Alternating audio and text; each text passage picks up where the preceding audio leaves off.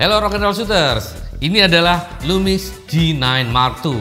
Kamera mirrorless bersensor Micro Four Thirds terbaru dari Panasonic ini berasal hasil perkawinan antara Lumix S5 Mark II dengan GH6 karena punya form factor dan sistem EF yang sama dengan S5 Mark II atau S5 Mark II X, yaitu Hybrid Face Detection EF dan fitur-fitur perekaman yang sama dengan Lumix GH6 seperti Open Gate, All Eye, ProRes, USB to SSD recording, dan SNQ sampai dengan 300 fps di 10 bit. Di video kali ini saya tidak akan hanya mereview fitur-fitur kamera ini, tapi lebih ke tutorial bagaimana agar teman-teman bisa membuat kamera yang ukuran sensornya suka dianggap remeh ini karena lebih kecil dari ukuran sensor APS-C apalagi full frame menjadi sebuah powerhouse untuk produksi hybrid video dan foto.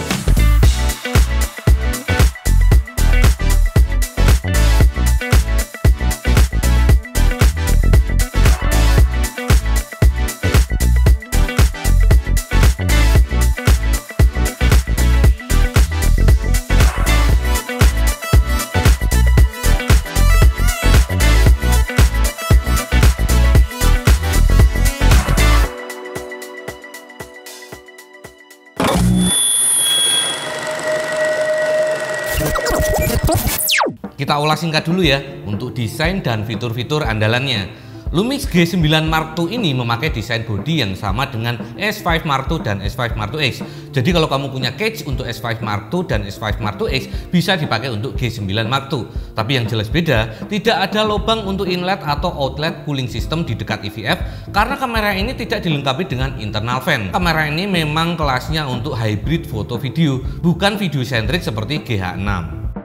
Port input dan outputnya juga sama persis dengan S5 Mark II atau S5 Mark II X. Ada port USB-C 3.2 Gen 2 yang selain bisa dipakai untuk charging, bisa juga untuk direct to SSD recording.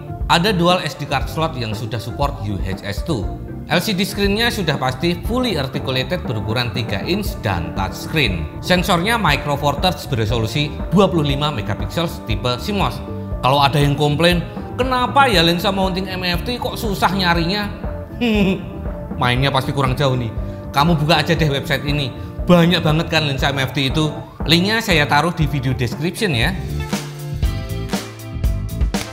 Oke, kita langsung ke best features-nya G9 Mark II untuk foto dan video aja dulu deh. Biar videonya nggak kepanjangan. Mulai dari sistem autofocus barunya dulu ya. Ini adalah mirrorless MFT pertama Lumix yang ditanamkan teknologi Phase Hybrid Autofocus System menggunakan teknologi AI terbaru yang dikembangkan menggunakan teknologi Deep Learning untuk sistem autofocus real time yang kini bisa mengenali mobil,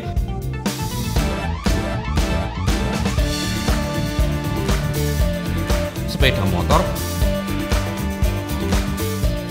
dan mata hewan untuk meningkatkan presisi dalam pengambilan fokus ke subjek. Sistem PDAF-nya ini juga memberikan improvement untuk bershooting foto sampai dengan 60 fps di mode AFC. Ditanamkan teknologi Sensor Shift Image Stabilization bernama ActiveIS sama seperti di S5 Mark II dan S5 Mark II X.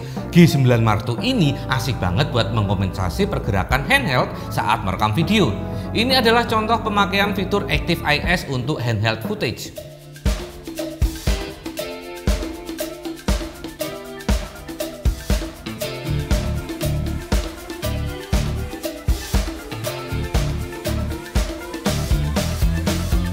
In-body image stabilizer-nya bisa mengkompensasi sampai 8 stops. Untuk fotografi, fitur ActiveIS ini berguna banget buat ambil foto slow shutter tanpa tripod dengan exposure time di atas 2 detik. Dengan menggunakan Photo Style V-Lock, sensor G9 Mark II bisa menangkap semua detail bagian gelap atau shadow sampai terang alias highlight dengan baik sampai dengan 13 plus stop untuk dynamic range-nya jika dipakai untuk merekam sampai dengan 60 fps atau 60p. Karena saat merekam video 60 fps atau 60p ke bawah, ada fitur Dynamic Range Boost yang teraplikasikan secara otomatis. Teknologi yang sama dengan yang ada di GH6. Bedanya di GH6 harus diaktifkan secara manual. Di G9 Mark II akan aktif otomatis selama merekam di frame rate maksimum 60 fps atau 60p. Di atas frame rate itu dynamic range-nya akan berada di 12 plus tops. Untuk color space-nya juga sudah memakai Vega Mode, sama dengan yang dipakai di semua mirrorless Lumix yang baru. Jadi warnanya dijamin sama kalau mau diedit bareng footage-nya dengan kamera Lumix lain yang pakai Vega Mode juga seperti S5 Mark II, GH6 dan lain-lain. Jika kamu ingin memaksimalkan kemampuan dynamic range tingginya G9 Mark II tapi nggak ada waktu buat color grading di Post Pro, ada fitur Real Time LUT. Custom LUT yang kamu simpan di library kamera bisa dipakai untuk instant color grading di kamera. Cocok buat content creation yang butuh satset bet. Real Time LUT ini bisa untuk foto dan video ya.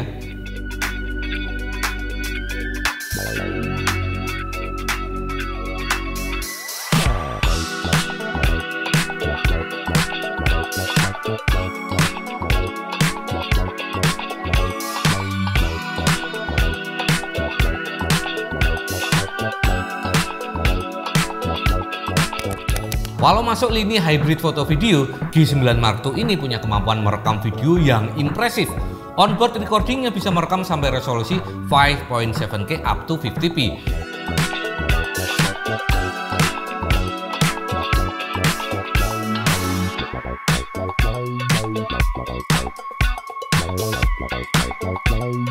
Bisa merekam open gate 4:3 5.8K juga untuk keperluan fleksibilitas pemilihan aspek ratio di Post Pro.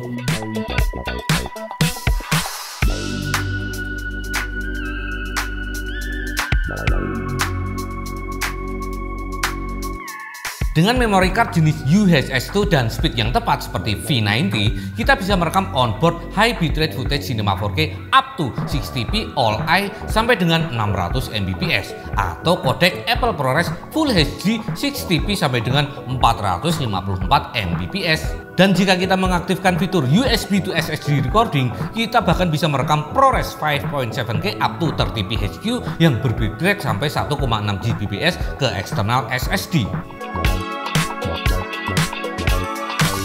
Jika teman-teman set sistem frekuensi di Cinema 24 atau NTSC, G9 Mark II ini bisa merekam high frame rate footage sampai dengan 120p di resolusi Cinema 4K dengan bidepth 10 bit internally ke memory card atau ke SSD dengan audio yang ikut terekam.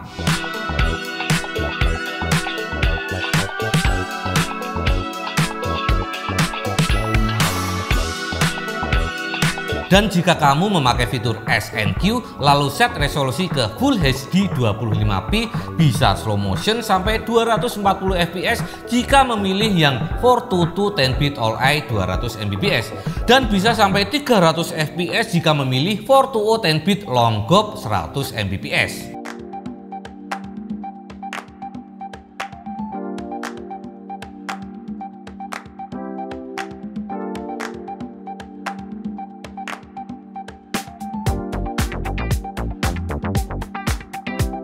Dengan firmware terbaru versi 2.0 yang bisa kamu download gratis di sini, kamu bisa merekam 12 bit raw video dengan resolusi 5.8K open gate up to 30p atau 5.7K 17:9 up to 50p ke external recorder seperti Atomos Ninja 5 atau Blackmagic Video Assist 12G. Dengan raw video ini, kamu bisa menampilkan sampai dengan 68 miliar kemungkinan warna dan fleksibilitas lebih untuk melakukan color grading. Misalnya, kemudahan melakukan highlight recovery seperti ini.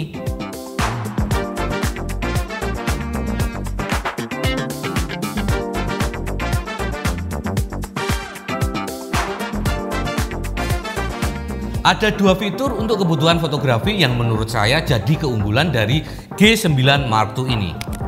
Dengan memutar shooting mode ke high resolution mode ini, kita bisa mengambil foto dengan resolusi sampai dengan 100 megapiksel.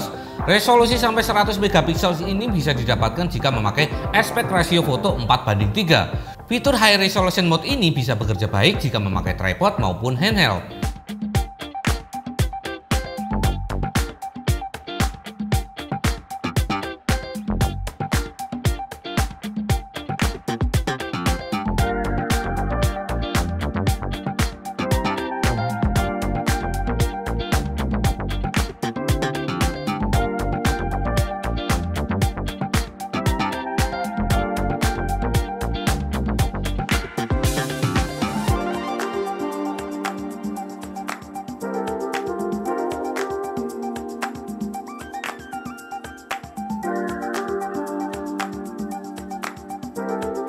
Dan fitur fotografi yang kedua adalah Leica Monochrome Profile. Di G9 Mark II tertanam fitur profile foto black and white khas Leica ini yang bisa menghasilkan highlight yang lebih cerah dan kontras yang lebih kuat dibandingkan profile BW sebelumnya seperti L Monochrome D. Leica Monochrome Profile didevelop dengan partnership bersama Leica. In case ada yang penasaran dengan high ISO performance-nya G9 Mark II ini karena tidak ada dual native ISO-nya, ini dia hasil tesnya.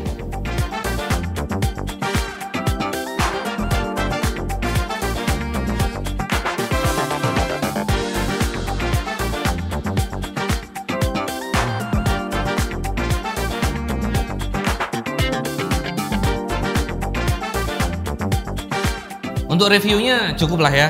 Berikutnya saya akan share cara memaksimalkan settingan di Lumix G9 Mark II ini. Sebenarnya apa yang akan saya share berikut ini nggak cuma bisa diaplikasikan ke Lumix G9 Mark II ya teman-teman, tapi bisa juga untuk ke kamera-kamera seri Lumix lain yang fitur-fiturnya mirip. Di sini saya akan share berdasarkan pengalaman saya selama bekerja di produksi video tentang bagaimana saya selalu men-setup Lumix mirrorless saya agar lebih maksimal kualitas gambarnya dan lebih efisien serta praktis dipakai untuk produksi. Dengan asumsi teman-teman habis beli kamera Lumix baru G9 Mark II atau kamera Lumix lain yang fiturnya banyak kemiripan, ini adalah beberapa langkah awal menyeting kamera. Yang biasanya di set di awal setelah kamera baru dipasang baterai adalah mengatur clock set dan time zone. Pastikan sudah disetting dengan benar untuk waktu dan time zone-nya sesuai dengan tempat tinggal kamu. Yang paling penting di set pertama kali untuk kebutuhan video recording adalah sistem frekuensi. Jika untuk kebutuhan konten atau tayang broadcast di Indonesia, kita pakai sistem frekuensi 50 Hz alias PAL, menyesuaikan sistem frekuensi kelistrikan kita. Jika untuk tayang di bioskop atau untuk sinema, kita pilih sistem frekuensi 24 Hz. Kalau kamu lagi liburan dan bikin video di Jepang atau US, sebaiknya pilih NTSC karena sistem kelistrikan mereka adalah 60 Hz untuk menghindari flickering saat merekam video. Cek bagian firmware version ini dan pastikan sudah mendapatkan update terbaru dengan membuka websitenya Panasonic. Linknya ada di video description ya. Jika ada firmware terbaru, update aja untuk mendapatkan fitur-fitur baru. Cara update-nya tinggal ngikutin instruksi di webnya aja, gampang banget kok. Oke, kita mulai untuk memaksimalkan mode perekaman videonya dengan memutar dial mode-nya ke Movie Mode, Exposure Mode. Pencet tombol menu, Image Quality 1, Exposure Mode.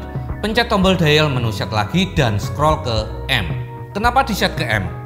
M ini adalah mode full manual untuk video recording agar exposure benar-benar terkontrol untuk aperture, shutter speed, dan ISO-nya. Shutter angle untuk foto style, synchro scan, dan lain-lain kita lewatin dulu karena sekalian nanti akan saya tunjukkan cara akses cepatnya pakai quick menu. Langsung lompat ke shutter speed or gain operation. Kita ubah ke angle or ISO. Dengan begini kita tidak perlu mengganti-ganti shutter speed biar menjadi 2 kali dari frame rate untuk mendapatkan normal motion blur saat berganti-ganti frame rate selama di awal sudah di set shutter angle-nya di 180 derajat. Misalnya di sini awalnya saya merekam dalam format MOV dengan record quality di 5.7K 25p. Shutter angle-nya di 180 derajat. Jika saya ubah ke Cinema 4K 100p, shutter angle-nya tetap di 180 derajat. Ini berarti sudah 2 kali daripada frame rate. Record format and quality. Lanjut ke image format. Untuk mendapatkan kualitas video terbaik dari G9 Mark II, kita bisa pilih rec file format ke ProRes dengan resolusi maksimum di Full HD DVDP kalau memakai SD card. Tapi kalau kita aktifkan USB to SSD recording di menu ini, kamu bisa merekam sampai dengan 5.7K 25p dengan bitrate sampai dengan 1,6 Gbps. Bitrate-nya emang besar, tapi enteng banget kalau mau diedit dan kualitas gambarnya cakep pisan. Dan jika kamu punya external recorder yang bisa merekam raw video format seperti Atomos Ninja 5, Blackmagic Video Assist 12G, dan lain-lain, kamu bisa mengaktifkan HDMI raw video data output ini. Ada beberapa pilihan resolusi dan frame rate yang bisa dipilih. Untuk resolusi tertinggi di 5.8K Open Gate 4:3 dengan frame rate up to 25p di PAL system dan 30p di NTSC system. Kalau ngejar frame rate tinggi bisa di 120p di DCI 4K jika diset di sistem frekuensi NTSC. Untuk pilihan kompresi RAW-nya diatur dari external recorder yang kamu pakai ya teman-teman. Auto Focus Setting. Sekarang kita masuk ke menu Fokus. Di bagian Continuous AF, pilih mode 2 supaya Continuous AF-nya selalu bekerja meskipun dalam kondisi tidak merekam. Lalu masuk ke AF Custom Settings Video. Lalu set, atur mau seberapa cepat autofokusnya bekerja dan mau seberapa sensitif autofokusnya merespon. Sesuaikan dengan kebutuhan pengambilan gambar. Untuk pengaturan EF Detection Setting dan Detecting Subjectnya, kita nggak perlu masuk ke dalam menu ya, karena lebih cepat dengan pencet tombol EF Mode ini dan pastikan di posisi C untuk Continuous Autofocus. Kamu bisa pilih tracking untuk mengikuti spesifik ke subjek yang bergerak dalam frame, full area sampai single area.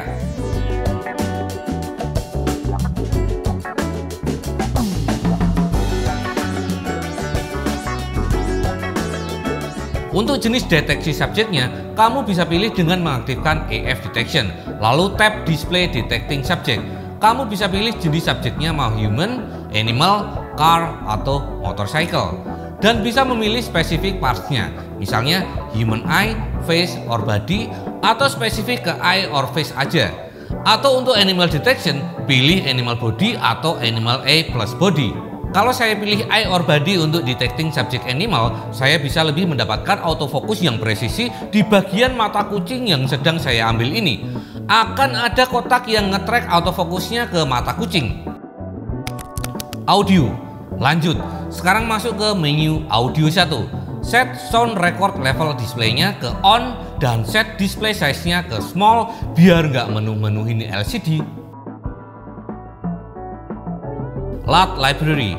Di menu Image Quality LUT Library, kita bisa memasukkan sampai dengan 10 custom LUT dengan format cube atau VLT yang sudah di-copy di root folder memory card. LUT yang tersimpan di kamera bisa dipakai untuk sekedar preview LUT dan yang terekam tetap gambar mentahnya dengan vlog gamma profile, atau sudah back-in memakai fitur real time LUT untuk keperluan SMD edit misalnya.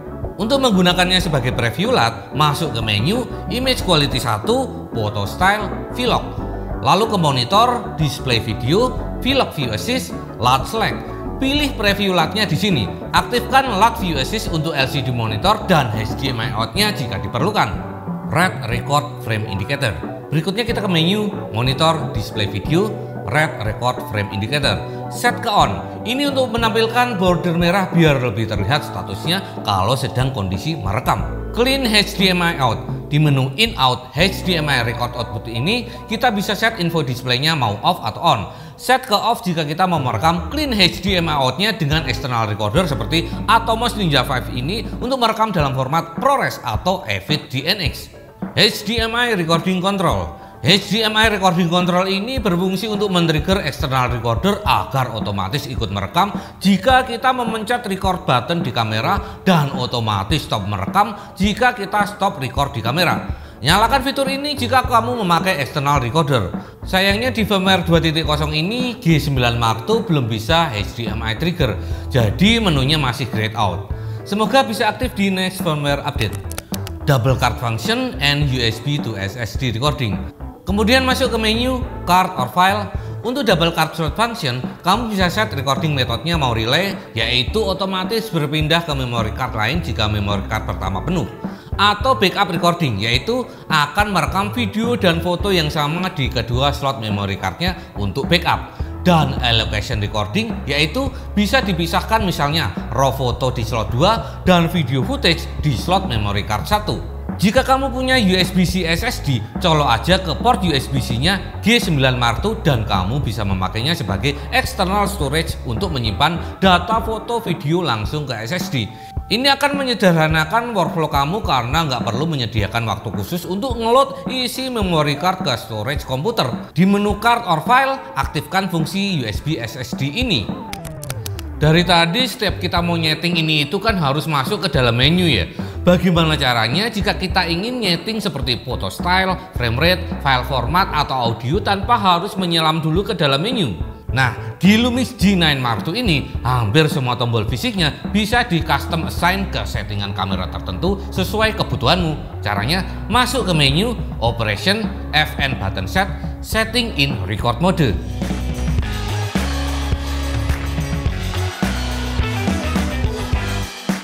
Kalau yang saya custom di sini dimulai dari FN1.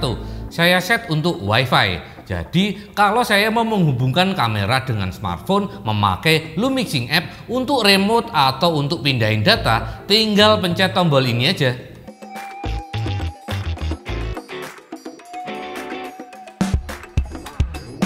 By the way, untuk kustomisasi tombolnya nggak harus masuk ke menu ya, bisa langsung assign dengan menekan agak lama salah satu tombolnya. Misalnya di bagian atas dial menu ini yang sebenarnya adalah FN9, saya pencet sekitar 2 detik dan saya assign untuk waveform atau vector scope. FN10 yang kanan untuk histogram, FN11 di bawah untuk zebra, dan FN12 di kiri untuk luminance spot meter. Jadi kalau saya butuh exposure tool semuanya ada di sini. Pencet atas untuk waveform atau vector scope, kanan untuk histogram, bawah untuk zebra, dan kiri untuk luminance spot meter. Kalau fungsi waveform, histogram, atau zebra udah pada tahu lah ya. Tapi mungkin agak asing dengan luminance spot meter. Ini adalah fitur yang sangat berguna untuk ngecek apakah subjek, terutama bagian skin tone, sudah properly exposed. Dengan mengarahkan kotaknya ini ke bagian skin tone subjek yang diekspos, akan terlihat nilai stopnya. Jika berada di sekitar angka 0,0 stop, artinya sudah terekspos di middle gray untuk skin tone-nya, yang artinya normal expose. Lanjut ke dua tombol di bagian depan. Tombol atas ini saya assign untuk image area of video. Fitur ini berguna untuk mengecrop area sensor, sehingga bisa mendapatkan ukuran gambar yang lebih padat tanpa harus ganti lensa atau harus mendekat ke subjek, namun tanpa mengurangi resolusi gambar. Penting buat kebutuhan ngejar momen. Dan tombol FN3 yang bawah ini saya assign untuk focus picking, untuk membantu pulling fokus jika memakai lensa manual. Untuk mengatur warna dan sensitivitas focus pickingnya, masuk ke menu, fokus, focus picking, lalu set. Focus picking sensitivity-nya saya lebih suka set di 0 biar presisi. Untuk display color, pilih warna yang paling stand out dibandingkan yang sedang direkam. Di sini saya pilih warna kuning.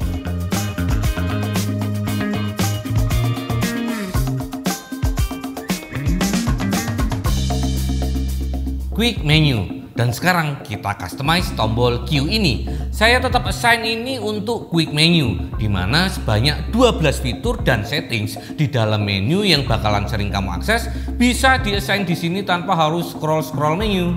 Cara assignnya, masuk ke menu, gambar gear, operation, quick menu settings. Kemudian pilih layout stylenya. Kalau saya pilih yang mode 2. Pencet back, lalu pilih front dial assignment untuk memilih tombol control aperture yang di depan ini mau dipakai untuk memilih antar menu item di quick menu atau untuk mengganti value settingan. Kalau saya pilih item karena starter dialnya sudah dipakai untuk value. Jadi kalau saya masuk quick menu, jari telunjuk untuk pilih antar item dan ibu jari untuk mengganti-ganti value-nya.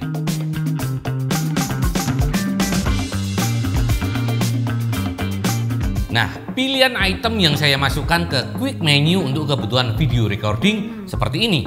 Item 1, saya isi record quality my list. Ini isinya adalah kualitas perekaman video yang bakalan sering saya pakai. Jika kamu udah assign kemudian masuk ke quick menu isinya masih kosong, kamu harus isi dulu. Caranya masuk ke menu, gambar kamera, image format, record quality. Lalu pilih record quality yang mana aja yang bakalan sering kamu pakai.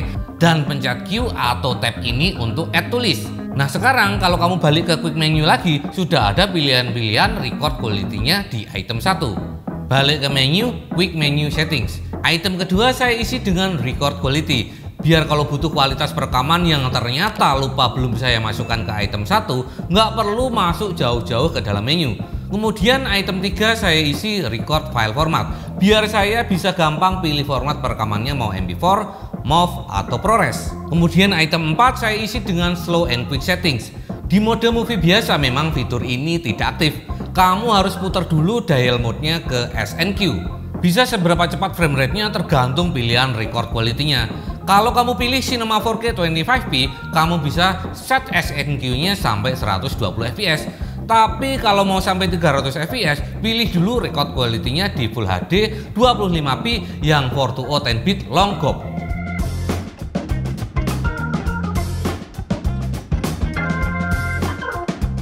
Lanjut item 5 saya set untuk foto grid line. Item 6 untuk frame marker. Jika frame marker yang kamu mau pakai belum di set, masuk dulu ke menu, monitor, display video, frame marker, set, dan pilih frame aspect ratio-nya yang berapa banding berapa. Kalau perlu, atur juga warna frame marker dan seberapa transparan frame mask-nya di sini.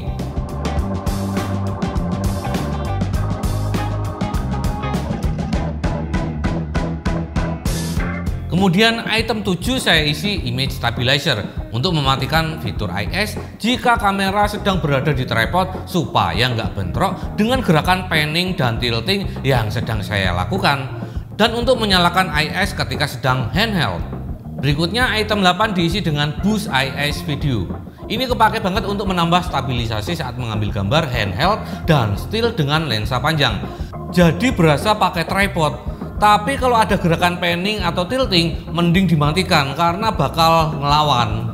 Item 9 saya pakai untuk synchro scan. Dengan fitur ini, kita bisa melakukan fine tuning shutter speed atau shutter angle-nya agar terhindar dari flickering.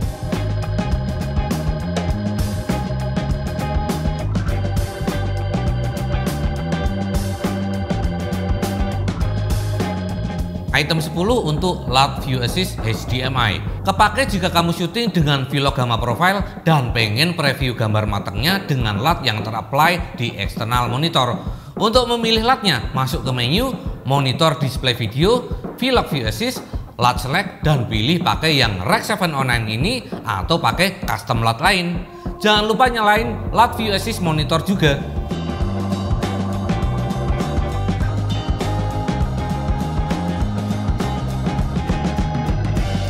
Item 11 saya isi untuk photo style, biar gampang kalau mau ganti ke vlog gamma profile untuk kebutuhan color grading atau kalau mau pakai real time LUT untuk merekam back in dengan custom LUT yang sudah kita masukkan ke library. Dan item 12 saya isi dengan sound record level adjustment untuk mempermudah menyeting gain level dari audio input. Nah, kustomisasi tombol-tombol di bodi kamera tadi tentunya bisa kamu sesuaikan lagi dengan kebutuhanmu ya, terutama untuk kustomisasi quick menu di mode foto. Untuk teman-teman fotografer pasti lebih tahu kustomisasi yang paling enak di bagian itu. Kalau tadi adalah cara agar kita bisa setting kamera super cepat dengan mengkustomisasi tombol-tombolnya. Selanjutnya saya akan share bagaimana caranya kita bisa menyimpan sampai dengan 12 settingan kamera yang berbeda. Jadi jika kita butuh settingan spesifik di kamera, tinggal load aja dengan memilih dari yang sudah tersimpan di salah satu custom mode ini. Misalnya saya butuh memfoto dengan aperture priority, ISO auto dengan foto style Leica monokrom dan raw, tinggal putar aja dial mode-nya ke C1 karena sudah saya simpan di sini, nggak usah nyeting-nyeting lagi.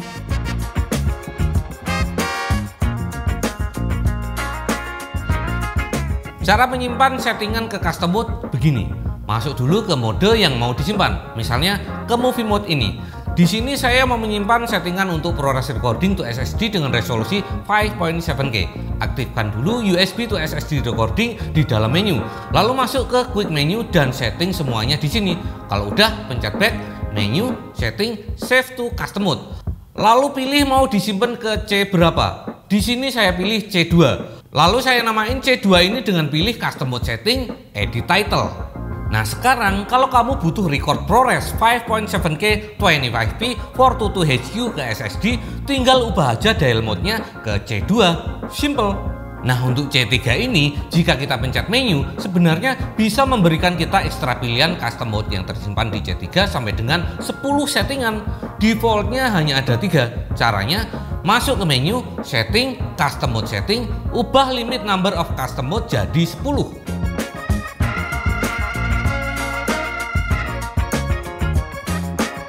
Kalau saya, semua settingan SNQ saya taruh semuanya di sini. 4K 60 fps di C31, 4K 120 fps di C32, Full HD 240 fps di C33, Full HD 300 fps di C34, dan seterusnya. Semua settingan kamera berikut kustomisasi tombol-tombol dan custom mode tadi bisa teman-teman simpen di memory card dan di load di kamera lain yang strippable loh. Berguna buat syuting multi kamera biar nggak perlu repot-repot nyamain settingan satu persatu. Caranya, masuk ke menu, setting, save or restore kamera setting, lalu save ke memory card dan beri nama. Kalau saya punya satu SD card khusus yang isinya adalah settingan semua kamera Lumix yang saya pakai. Cara load di kamera lain, masuk ke menu, setting, save or restore kamera setting, lalu load dari memory cardnya.